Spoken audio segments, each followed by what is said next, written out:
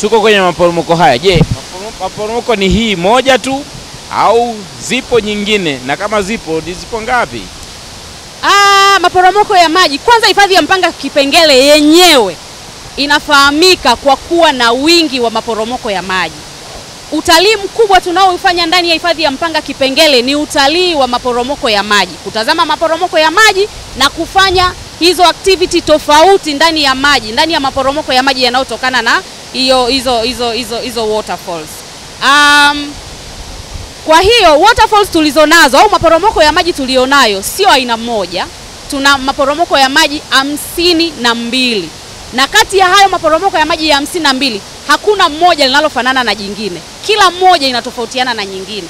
Kila activity, hizi activity nyingine au hizi aina ya utalii unaofanyika zote tunaweza kufanya kwenye maporomoko yote ya maji, lakini kuna baadhi ya maporomoko ya maji ambayo kuna shughuli nyingine ambazo zinafanyika kipekee zaidi. Kwa mfano, hapa tulipo ni Kimani Waterfalls. Kimani Waterfalls tunaweza kufanya meditation, tunaweza kufanya massage, tunaweza kuogelea, tunaweza kufanya water slide.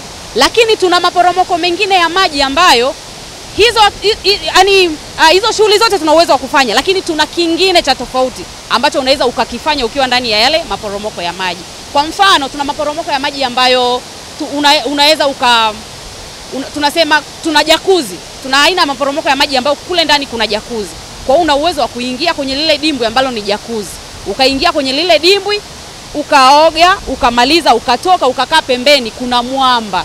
Ukakaa ukaota jua kwenye ule mwamba ulioko pembezoni mwa ile jacuzzi. Lakini pia tofauti na hiyo kuota jua kwenye hilo jacuzzi, tuna maporomoko ya maji mengine ambayo unaweza ukafanya, kuna mitumbwi tunayo.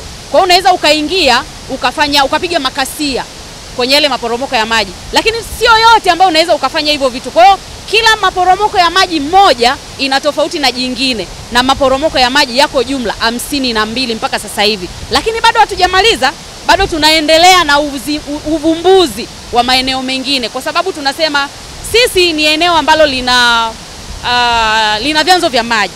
Kwa kutokana na kuwa sisi kwamba tuna vyanzo vya maji vingi vilivyoko humu ndani, tuna nafasi kubwa sana ya kupata hizo waterfalls nyingi zaidi ya hizi 52 ambazo tumezipata.